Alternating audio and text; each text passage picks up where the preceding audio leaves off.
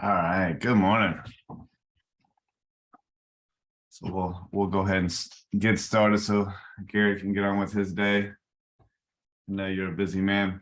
So yeah, Garrett, so I think you've done one or two of these before, but I'll let you kind of take the wheel and introduce yourself to these four and kind of what you do, and I'll let you go from there. Yeah, absolutely. Well, thanks again for having me. It's always a good time to be able to talk to you guys. So just want to kind of jump in. I know when we were when Thomas reached out again, he was just like, hey, it's going to be a best practice kind of thing, lending 101. And so we'll do some questions that you guys may have too. So the first thing really just want to jump into is kind of because a lot of you, I know some of you guys are newer agents or newer to Realty One. What's everyone's background? So I know where to start and don't want to bore you guys with stuff if you're veterans and don't need it. Hi, Amber Patterson here. I am a new agent. I'm a new agent as well. I've had one closing. I've been licensed for about 2 years.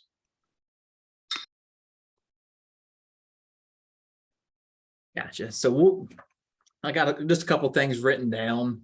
The biggest thing I think for new agents, especially when it comes to growing, is just not being afraid to let people know what you do. Even your friends who you think they may know what you do, they might not. So the biggest thing I've always said is like, hey, just you see 3 people a day, tell them what you do. Tell your friends what you do. Make a Facebook post. It doesn't even have to be pushy. Tell them what you do. And utilize social media. I know we had a little class a little bit ago. We said the same thing. Just get on Facebook every morning. Follow 20 new people. You see, you got a bunch of mutual friends connections. Follow 20 new people a day. In a year's time, you're going to amass a bunch of people on there that every single, congratulations you send out, every single photo you take from closings, people are going to see that. They're going to come back to you. They're going to remember you. And it's the more people you can reach, the more people who can reach back out to you. Big thing too, time block your day and stick to it. I'll live out of my calendar. If you're going to do some prospecting, if you're going to call people, if you want to sit down and, just call someone and thank them, put it on your calendar, stick to it. Another thing that I think that is really good once you start building a database is managing the database. I think it's one of the, most common overlooked in both industries, especially the mortgage world too, is if you've helped someone in the past, call them on your anniversary. Let them know that you're thinking about them. Call them on their birthday. Another piece is when you start working with someone, ask them early in the transaction for a referral. So we have these things as humans called the reticular activator. And it's the same thing that if you go and buy a new car, all of a sudden you see that new car popping up everywhere. You're driving down the road, you see 4 of them. So what that is and what it does is it helps you filter everything that you need to see.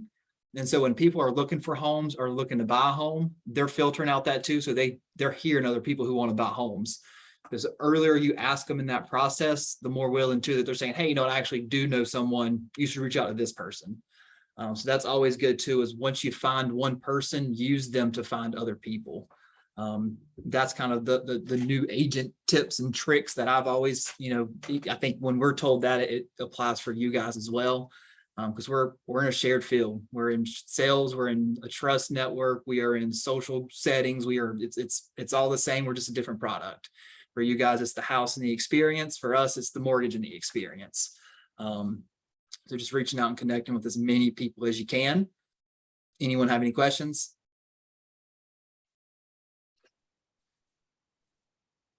No questions. And Brian, can I share my screen? Is there? Yeah, of course. Let me hand it over. I got a couple things too. There you go. So apart from that, I'll be able to share this and then I'll show, make sure I get the right screen. And thumbs up, you guys, or can you guys see that? There you go. Perfect. Perfect. So I just got a couple things pulled up just from a lending standpoint and a movement standpoint for you guys. The first thing I always like to talk about is just kind of the mission of what we do and our why. I think in both industries, you got to have a strong why for what you do. For me, besides the giving back, it's the why of family, wife, 2 small kids, find your why. That's my why. That's why I wake up. That's why I come to work. That's why I work hard. So find your why. And so as a company, this is our why too, is giving back.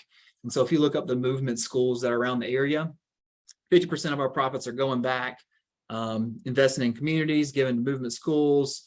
We do match giving within our company that we can go and, you know, help out employees in need and stuff like that. And so that's kind of our why. And so part of, you know, finding a home with, or finding a partner for you guys, or finding a referral, is having someone to be able to turn to then that, you know, is going to give them a good experience to get closed. And that's where, you know, the mortgage side comes in and that. And so what we do here, so just kind of go through statistics of what we have and kind of my process too, and why the partnership is so, you know, key. Biggest thing is that people want to trust who they're talking to. You know, there's 1,000 online lenders out there. There's 1,000 places you can go and get a pre-approval. Some of those places, they're not gonna, it's not gonna make a difference because they're not pre-approved the right way. They're not, you know, they didn't have a full conversation with the borrower. They don't know their financial plan. They don't know what they want to do for the future. They don't know, you know, they don't take the time in that. So I think that's very important, is that you guys know that you're working with someone who is going to do a great job on a pre-approval up front, because that's really where it all starts. If you have a great pre-approval up front, if you have a great conversation, your closings can be faster. You guys can write offers that can get closed faster. It's going to make a greater experience for you guys and the borrower, who's going to say, hey, you know what, I worked with these two. It's an easy refer when you give someone a good experience as well. And so that's where it all starts. And then from the lending perspective too, and where we all kind of work together and come in, is once we actually do go under contract. And so it's all about communication from there, communicating with the lender communicating with you, knowing that you are going to be communicated to. So with that, you know, what me and my team do, it's every Tuesday, Friday kind of communication back and forth. You guys are getting an update on Tuesday, what's happened on Monday. You're getting you know, an update going into the weekend. So that way, in Saturday and Sunday, when you guys are out shopping with other borrowers, other buyers, or you're at a listing, you don't have it in the back of your mind saying, no, I wonder if the one the closing I have coming up in 3 weeks, is that going to be closed? You know, and so what we do is we also have what's called the MBA, the Movement Buyer's Advantage. We can do a standard, it's a upfront underwrite with the underwriter. And so once they are pre-approved, then we already have a list of conditions that they would need before while you guys are out shopping and going to go under contract. So once we are collecting those, once you do go under contract, we're talking just third-party needs, appraisal, title, all that stuff. So in the past 2 months, we went back, we get a little splash report on what we've done.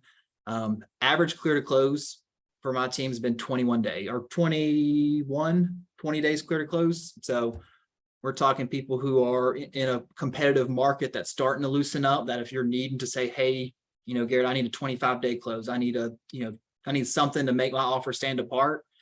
We've been here, we've been crushing it on the back end too, making sure that we're getting those things done. And it's going to help you when you're making those offers too. For other people who have a lender who's saying, hey, I can do a 30-day close, I can do a 45-day close, or anything like that. It's kind of that speed that you know that you're going to have, and to separate yourself from other people. So along with that too, what you guys have in the partnership too, up front, we use a tool called MBS Highway. And so this is basically what the market is doing right now, even if I update it. You can see it's 9/11. We're up a little bit, so rates may be a little bit better. They're more than likely going to be the same they were from coming up over the weekend. So this is a protection for you guys too. When you have clients who are out shopping, is that if we see, or if I see that, you know, rates are changing enough that we're going to pre-approve them with the new rate. We're going to make sure that they're still in a good position. So when you guys are making an offer, it gets accepted. We know they're still good, because the last thing that we want to do, especially when we were right here in this time frame, when rates were going crazy, is that you guys have a pre-approval, you go out, you go under contract, and then we get it back, and the rates change so much they don't qualify for that home anymore, and now nobody's happy. Buyer's not happy, seller's not happy, both agents aren't happy. It just creates a big mess there. And so use this, it's up every day. I get text alerts, email alerts if there's a big swing. But there's also a lot of tools in here that I can use to help you guys too. And so one of the big things is we have the loan comparison or cost of waiting. And so say you have a borrower who is on the fence. I want to wait for the market to crash. I want to wait for rates to come back down. I want to do any of that. We can create something to show them that, hey, if you're looking at this property, it's 380, these are just rough made up interest rates, that's 5.5 now in 6 months. And we say, I set it to where it's starting to come down a little bit. That when we calculate that, if they wait a year, they are still going to be, they're going to be paying $44 more a month for the same house, and they've lost out on $17,000 in equity. So even though the rates are coming down, home prices probably won't go up as fast as they've been going. They're going to start slowing down a little bit. People are still going to pay more by waiting. So this is a very powerful thing that we can use together to get people who are on the fence about buying off the fence, get you guys some more, get you guys more buyers out there too. On the flip side of that, we also have the MB estimate that I can use for you guys. If you guys have a listing, you're searching up properties that you need for comparables. I type in address. These are both on the same thing. This is 4615 Palladium right here in Charlotte. Comes down and gives you the 10 sales that are close by. Same neighborhoods, gives you bed, baths, living area, the sold price. Best thing about this too, you just say, hey, Garrett, I have a listing coming up here. Or, hey, Garrett, we're thinking about making an offer on this house. What do you think on the value too? We can just export that into the same thing that you can show to your sellers or buyers. Hey, like this is what we think your home would appraise for at this confidence. These are, the sales around there. This is why we think that. And it's just an extra tool for you guys to be able to have and use. And along with that, what we have at Movement 2 is our product range is huge. Conventional, FHA, VA, USDA, all the products in there, bond programs, renovation loans, go up a little bit, it's a little backwards, jumbo, brokered out, lock options, which is a big thing too, because a lot of people are kind of looking to go new construction as well. As we have extended lock programs all the way up to 360 days. For a year, they can guarantee their lock. And the best thing about that is 60 days out from closing from then, if the market is better, they can utilize a float down option and get the better rate. If not, if rates go up, they're happy. If rates are the same, they're happy. If rates go down, we can get them into a better rate, no problem, still happy. Along with that, just kind of expanded access things when it's, non-qualified mortgages. If people have different, if they need a bank statement loan, or they are, a 1099 that's not, hasn't been in a self-employed for a long amount of time, we still have those options as well.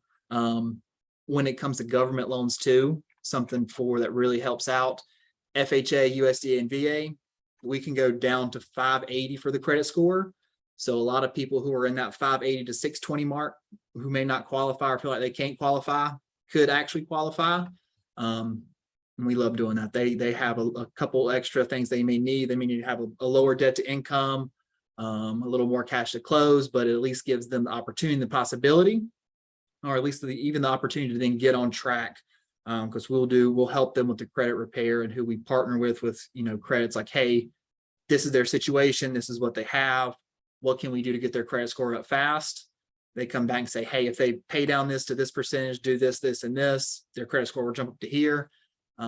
So we can help out a lot of people that way too, who might be on the fence qualifying with their credit score as well.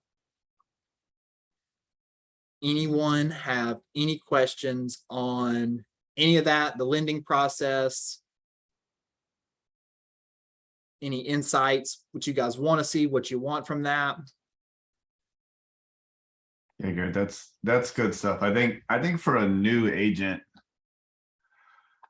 just having someone on the mortgage side is important, right? And I don't think a lot of new agents understand that. When you're talking to these buyer clients, just letting them know that you have Garrett in your back pocket is huge, because it makes you look more of the expert, right?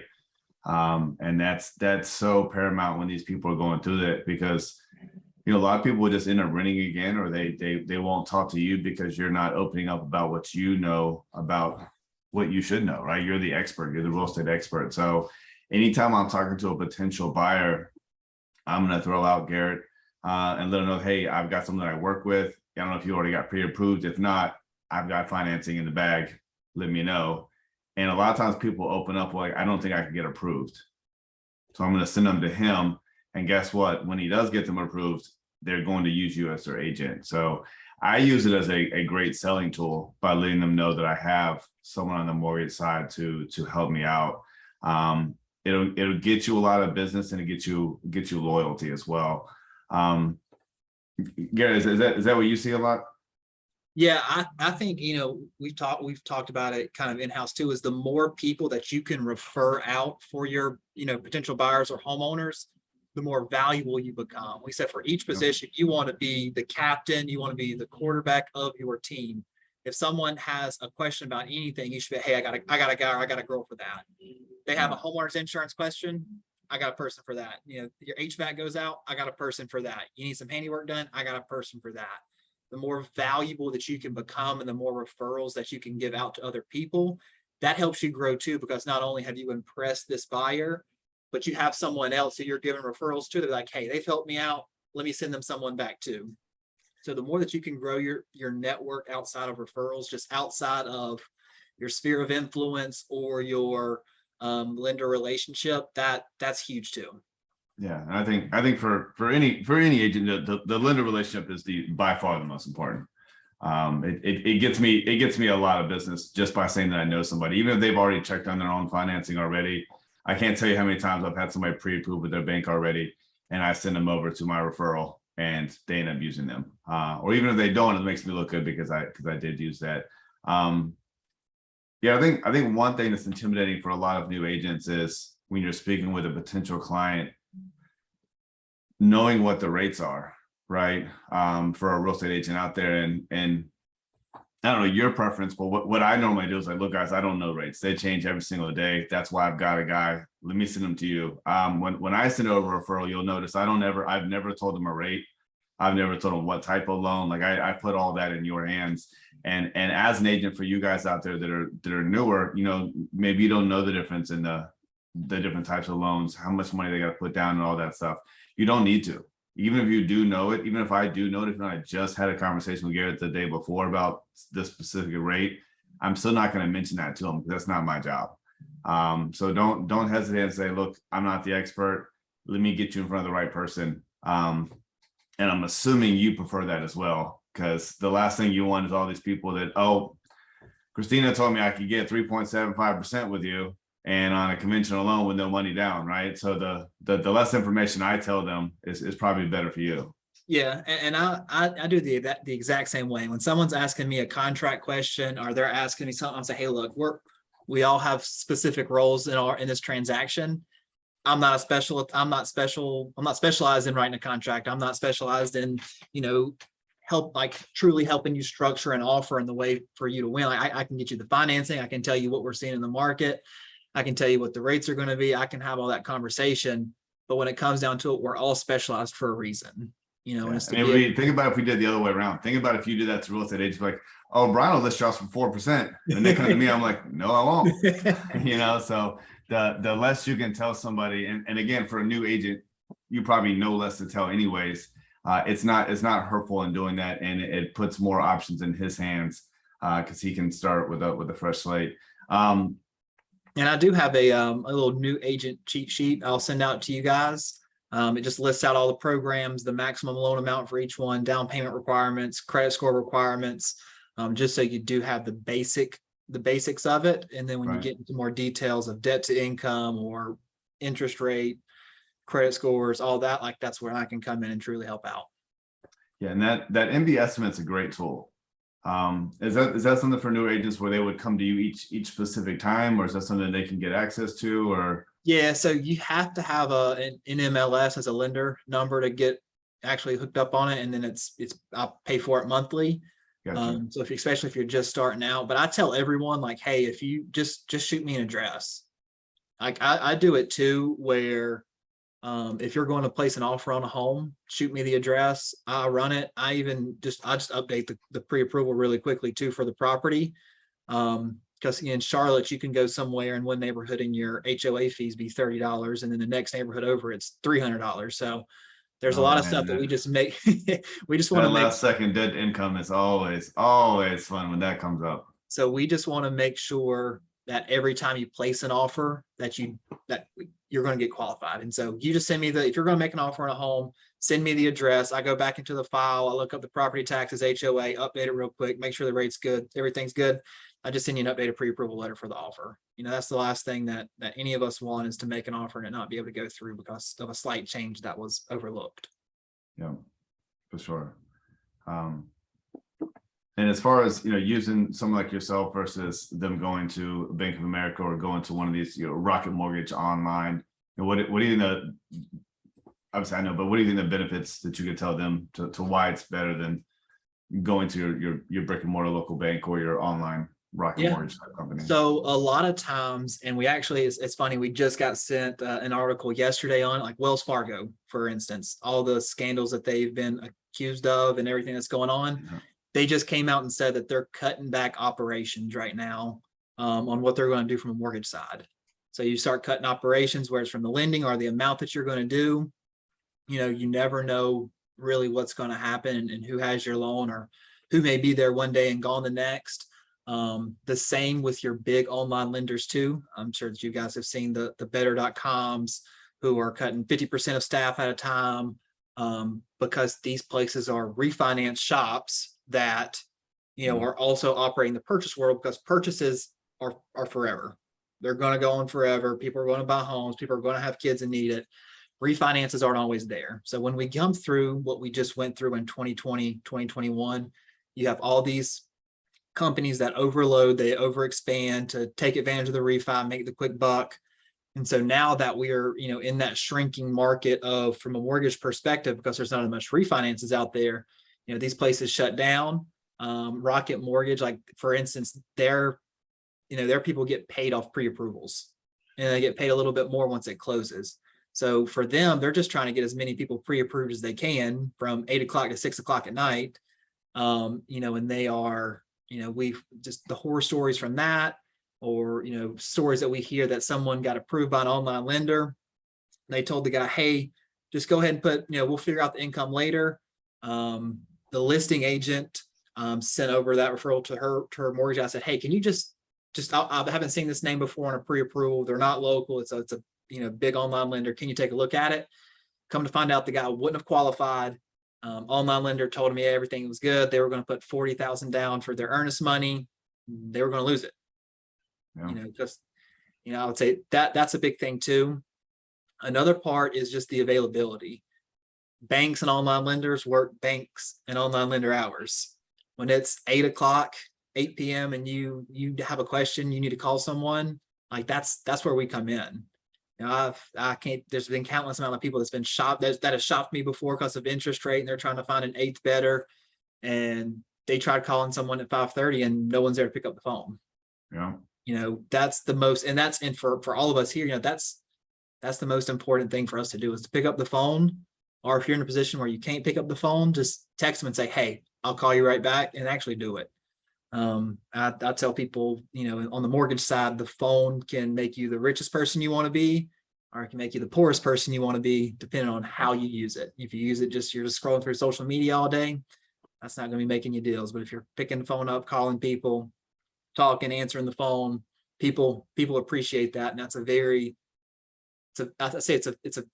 you don't find it very often now that people will pick up the phone when you call them, no matter what time. And so that would be the biggest difference, I would say, is that there's availability there at all times.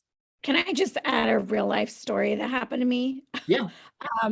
I had clients that went with Rocket Mortgage and they said, yeah, I'm pre-approved. And I suggested local lenders several times, but of course their lending provider is their choice. We were about an hour away from making an offer with a high due diligence fee, and Rocket could not get back to them. So I referred them to a local lender, and they had a bankruptcy that they did not disclose to me. Rocket did not take the time to ask those questions, and they wouldn't have been able to buy a house for years had we used that pre-approval letter and put that money down, because they wouldn't have qualified for that mortgage. So I 100% agree with what you're saying and can validate that because that literally just happened to me a few months ago. Yeah. And Jessica just wrote something in the chat. She's dealing with something very similar right now as well. But yeah, I mean, that's my biggest thing when I give out a referral when I'm with a client. Like, the biggest difference in dealing with Garrett versus your local bank is obviously business hours, and then the same thing with all these online companies. I usually say, look, I could text him at 8 o'clock at night. He might be having a beer, but he'll respond, and then they'll usually laugh about that, and then realize that that's a good thing. So again, you don't have to get into any rates at all.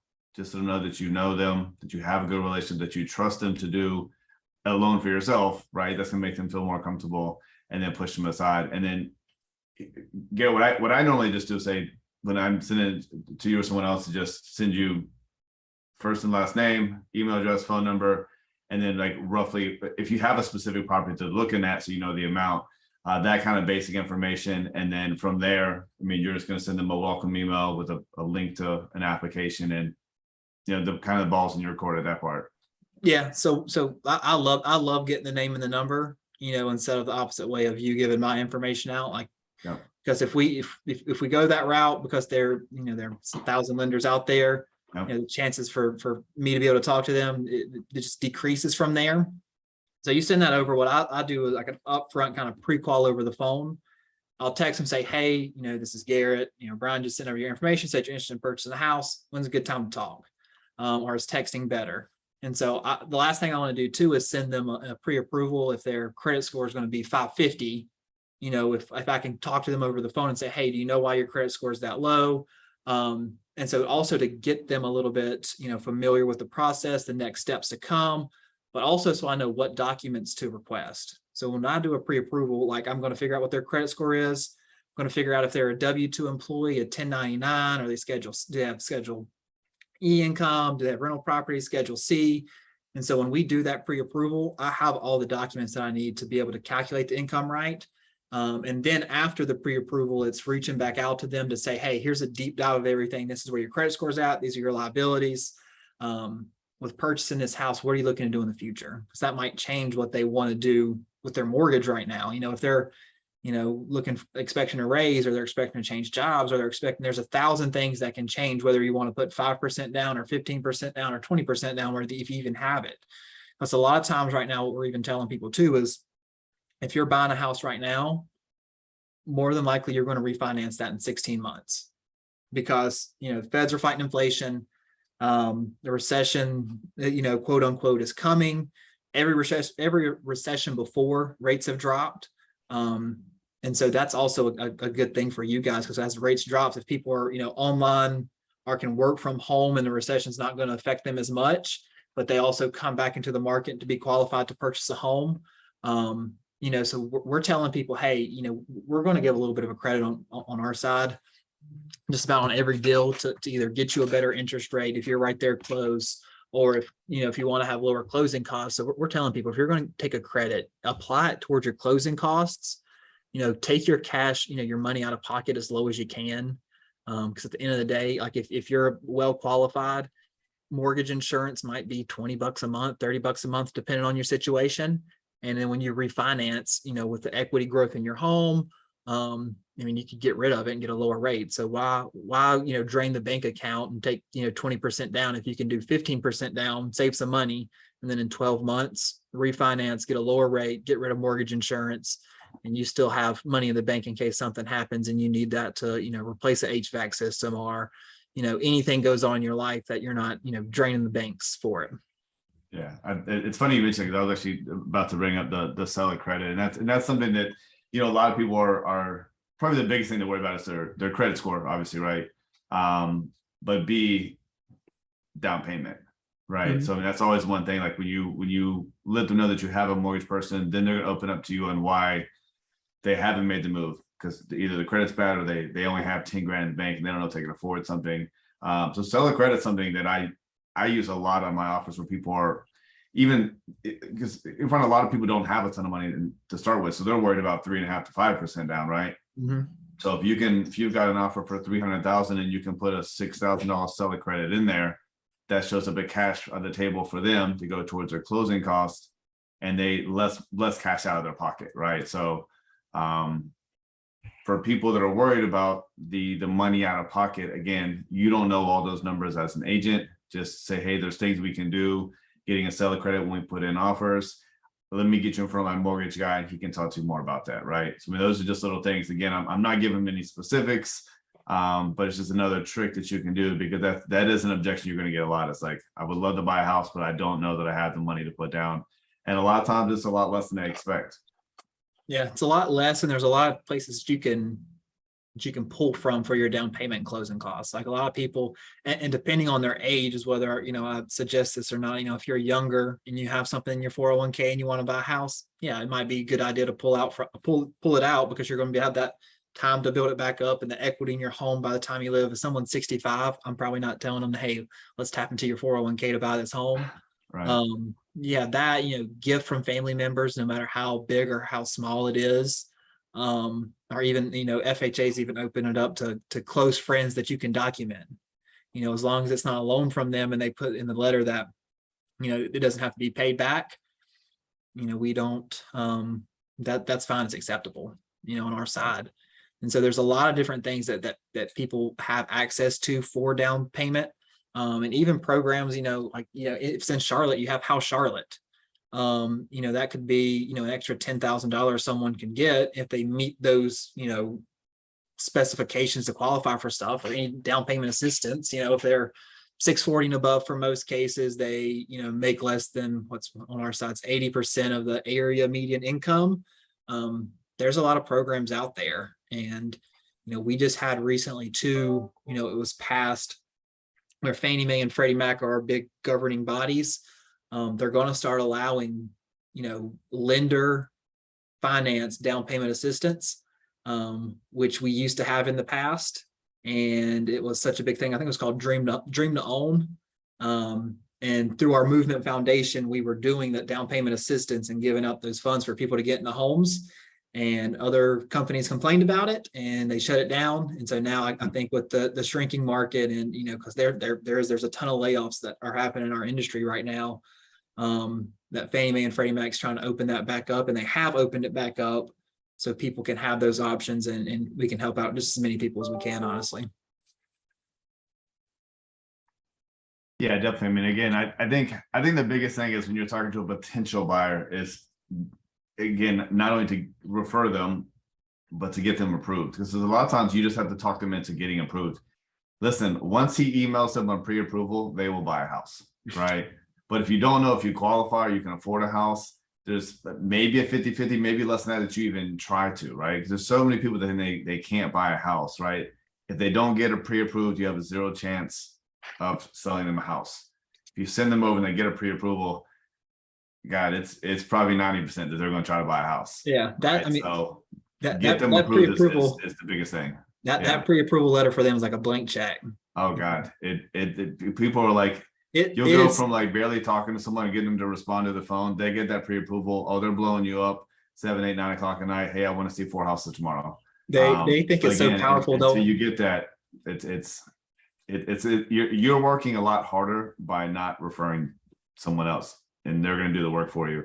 And then also it saves you time. I mean, and no offense, but there's times I send you people that might not be able to get qualified and they don't, but that saves me time because I'm not going to go show them 6 houses now and they can't afford a house, right? We can put them on a program to build their credit. But so, I mean, if they can buy, it's great. And it also lets you know the people that can't buy, so you're not spinning your wheels on those people as much either. Yeah. For me, it's a 5 to 10 minute phone call, whether we can figure out if someone's going to be pre-approved or not. And for you guys, if you're, for me, it's a 55-minute drive to Hickory, right. It's like, yep. So that's it's the difference. gas, it's time, it's wear and tear on the car. So yeah, it's a big difference. And that's the thing is, we can always put them on a plan. And if they're not serious about getting their credit back right from there, or serious about saving up, then they weren't serious about buying the house to begin with. And so sometimes it's better to have a no than I don't know, or I'll think about it, honestly. And when it comes into sales, like either you're going to do it or you're not. The whole maybe I'll think about it honestly takes up a lot more of all of our time, to be honest. Yeah. Garrett, I know you probably got a very busy morning. Does anyone have any questions or anything they want to ask while we have him on? Hey Garrett, I just had a quick question about what you just said. Just thinking about I've heard that from other lenders too about, either way, we can put a plan to make sure that they're house ready. But I don't think I've ever heard specifically like what is an example of what that actually looks like and what are the steps that they would need to do to, I guess, get qualified. Yeah, so I can actually pull up an email to give you an example of this. I just had one where, and this lady still qualifies. She just wanted a better interest rate. So she wanted to get her credit up. And so I have a connection with, so we use Credit Plus, which is now Exactus to pull credit reports. And so this guy, he's their sales account executive there. But what I do is I send him a thing. And so I'll kind of scroll down and it's like, hey, Jordan, I have a borrower who is doing, let me find it. Let me find a good one that steps forward.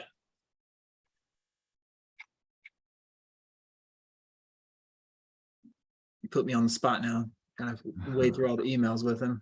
Yeah, you're good. Thank you. So this is really like an example. I'll just use this one. Hey, Jordan, I have a borrower who's doing a cash out and wants to make the most of it with paying off credit amounts that will boost their credit score the most. We have around 22,000 getting back, and the report number is this, which is our credit report number for him. If you or someone on your team can help out with that, it'd be great. And so then he just like responds back, hey, the balance on the revolving accounts, the credit cards carry more weight in the scores than any other types. If we can pay down this account to this amount, and they do that too for people who don't have they haven't built up the credit yet. They haven't, they may have a collection. So the biggest thing about collections is you can call and ask them to say, hey, can we do a pay for deletion? That's a big thing.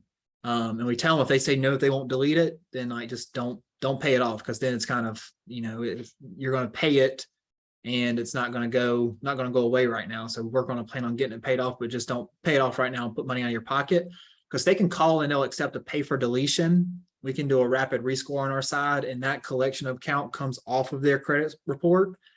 Their scores will shoot up.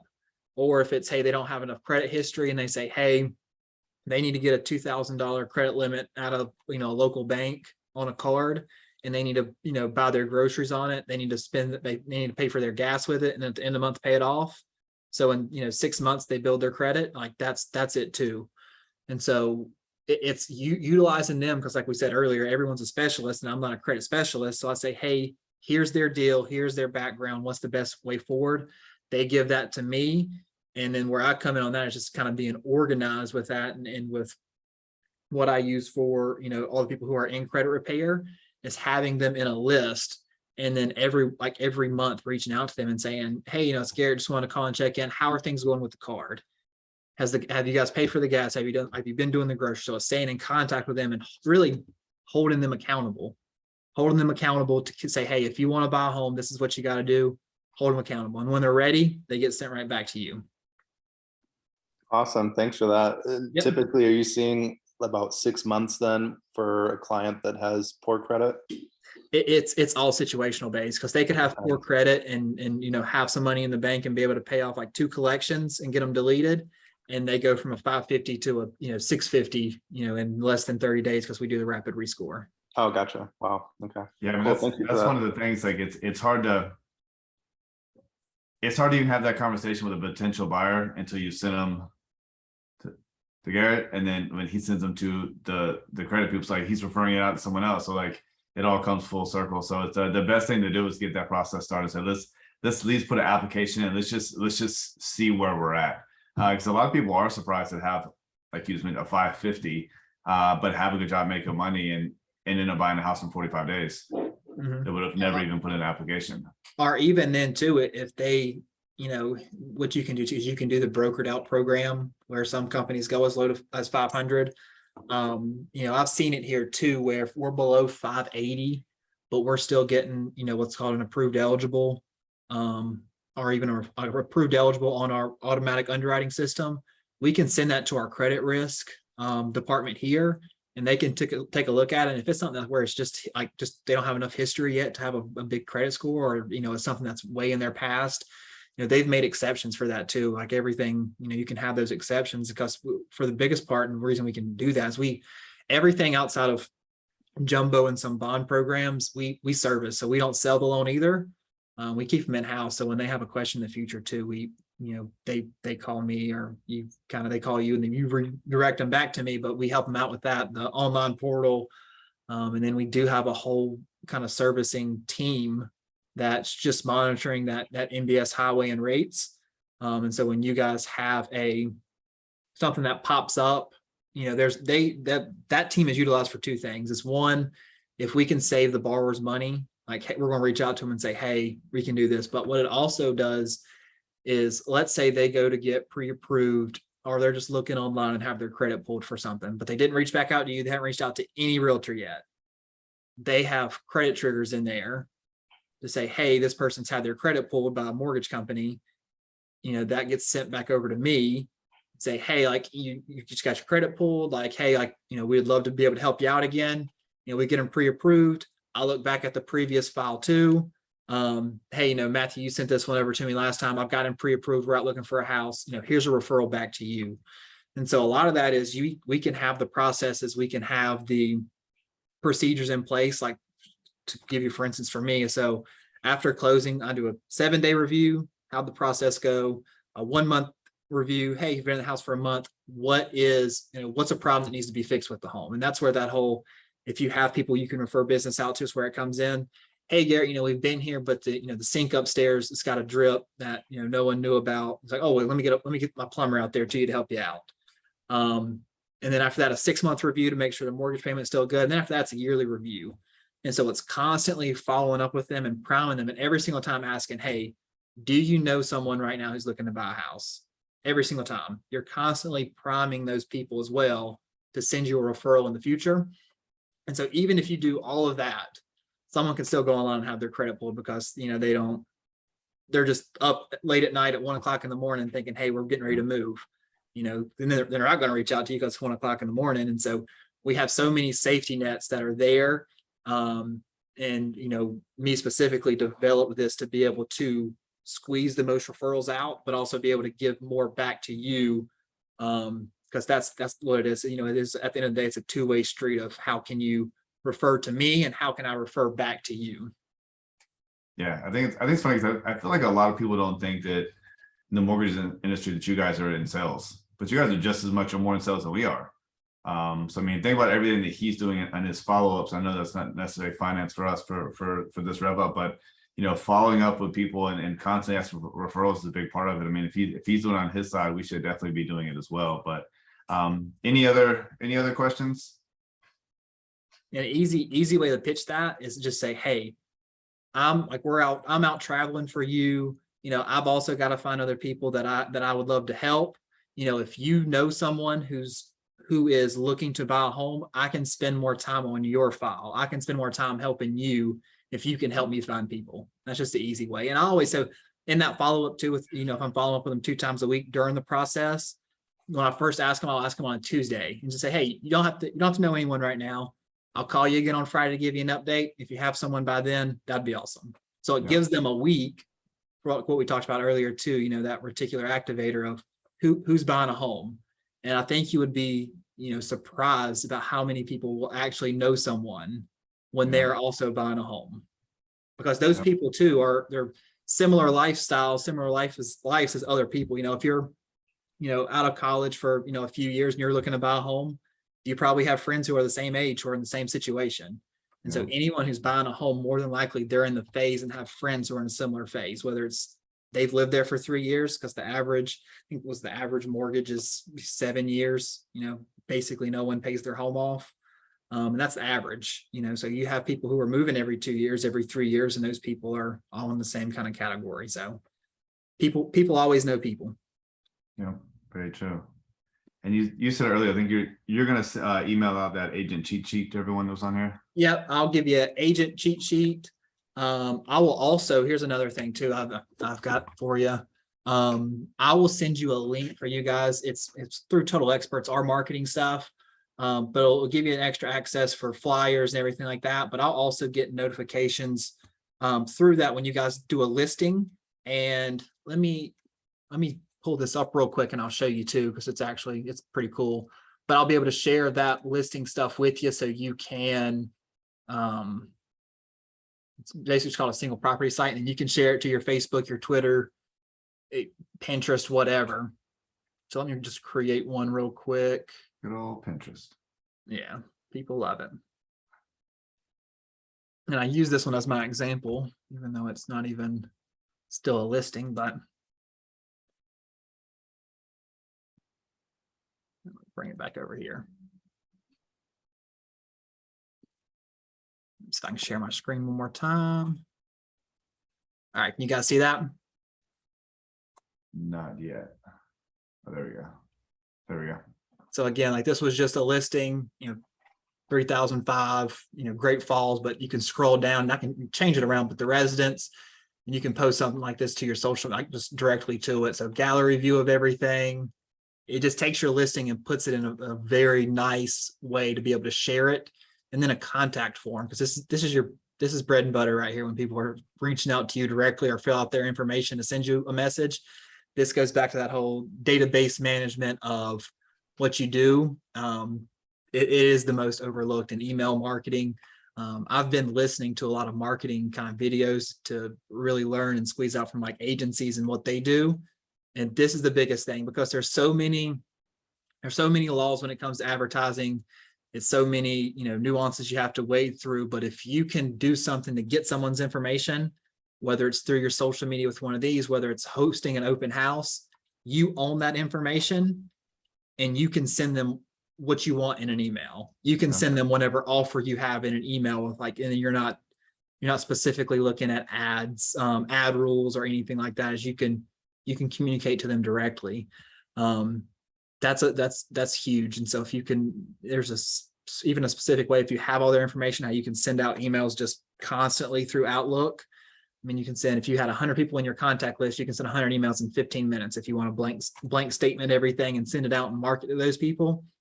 But your database, especially as an agent, is your biggest asset that you should try to tap into. And so that's another thing that goes along with it. And so with that, is you can even do print marketing with it. That comes with listings.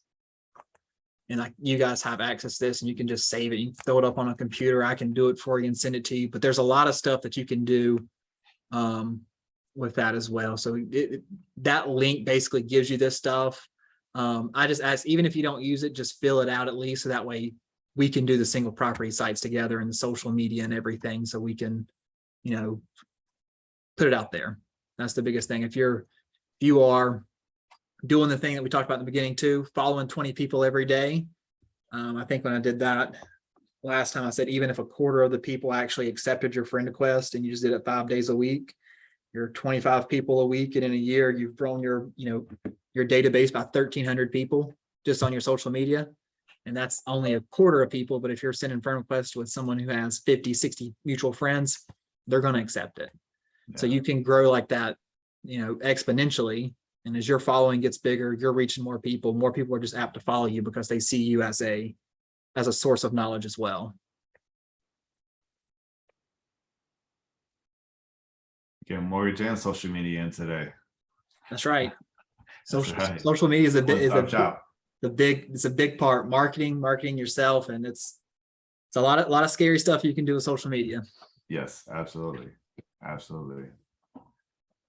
But yeah, I will say this along with that, nothing beats just the straight face-to-face, body-to-body meeting with someone, no matter how much social media. If you can meet someone, talk to them face-to-face. That's your biggest selling point, is when you're with someone. It's when you can truly, it's the easiest place to close a deal.